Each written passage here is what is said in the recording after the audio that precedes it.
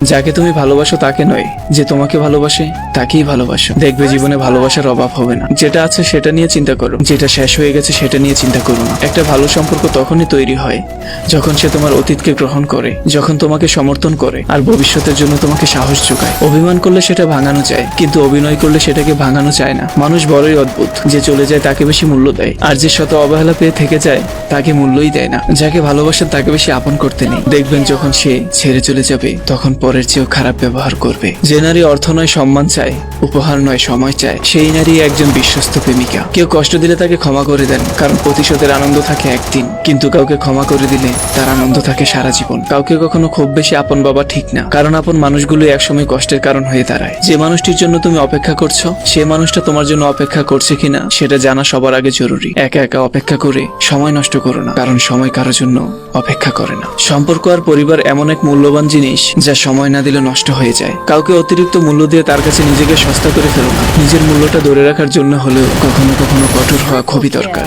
কারণ সবাই অতিরিক্ত মূল্য পাওয়ার মর্যাদা বোঝে না। পৃথিবীতে কঠিন বাস্তবের মধ্যে একটি বাস্তব কথা হলো, মানুষ যখন সাফল্যের দ্বার প্রান্তে এসে পৌঁছায় আর তখনই তার প্রিয় মানুষটি হারিয়ে যায়। ভালোবাসা কোনো পাপ নয়, পাপ তো সেটাই যে ভালোবাসার নামে নোংরামি করে ছুঁড়ে ফেলে দেয়। ছেলেকে জানা যায় বিবাহের পরে, মেয়েকে জানা যায় যৌবনে, স্বামীকে জানা যায় স্ত্রীর অসুস্থতায়, স্ত্রীকে জানা যায় স্বামীর দরিদ্রতায়, আর বন্ধুকে জানা যায় বিপদে। টাকার থেকেও দামি হয় একটা মানুষ, আর দামটা ঠিক তখনই সবাই বুঝতে পারে যখন সে পৃথিবী থেকে চলে যায়। সময়ের সাথে সাথে পরিস্থিতি বদলে যায়, তাই পরিস্থিতি অনুযায়ী নিজেকে বদলে ফেলাটাই বুদ্ধিমানের কাজ। আপনার একাকিত্ব আপনাকে একাই গ্রহণ করতে হবে, আর এই সময়টুকু